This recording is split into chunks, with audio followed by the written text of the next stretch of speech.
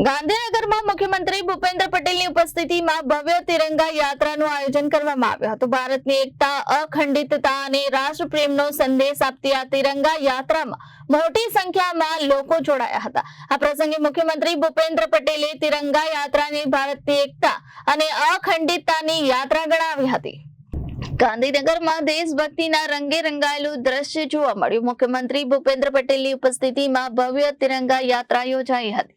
હાથમાં તિરંગો અને દિલમાં દેશભક્તિ સાથે મોટી સંખ્યામાં લોકો યાત્રામાં જોડાયા હતા અને રાષ્ટ્રપ્રેમનો સંદેશ ગુંજાવ્યો હતો। મુખ્યમંત્રી ભૂપેન્દ્ર પટેલે જણાવ્યું હતું કે તિરંગા યાત્રા માત્ર એક યાત્રા નથી, પરંતુ ભારતની એકતા અને અખંડિતતાની યાત્રા છે। તિરંગો દેશની એકતા, અખંડિતતા અને ગૌરવનું પ્રતીક છે। ત્યારે આ સમગ્ર વાતાવરણમાં રાષ્ટ્રપ્રેમની લાગણી જોવા મળી। આ દરમિયાન પોલીસ વિભાગ દ્વારા ડેર ડેવિલ શોનું પણ આયોજન કરવામાં આવ્યું। પોલીસ જવાનોના અદ્ભુત સાહસ, શૌર્ય અને કૌશલ્યથી ભરપૂર કરતબોએ ઉપસ્થિત લોકોમાં રોમાંચ જગાવ્યો।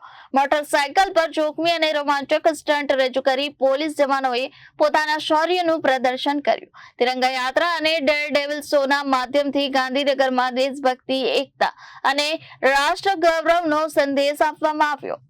हर घर तिरंगा, हर दिल तिरंगा यात्रा ए मान्य वडाप्रधान श्री आपने आज़ादी वखते जे लाभ नहीं मळ्यो ए हवे अमृतकाल में आपने लाभ मळ्यो छे। विकसित भारत माटे जोड़ावानो लाभ मळ्यो छे।